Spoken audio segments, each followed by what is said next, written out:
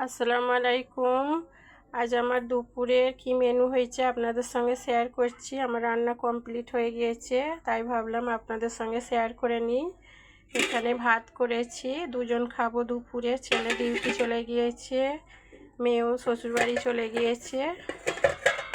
এখানে সাদা ভাত, এখানে উচ্ছে আলুর একটা ভাজা করেছি, এখানে কচুর ভর্তা বানিয়েছি, এটা একটা সামুদ্রিক মাছ কষা করেছি।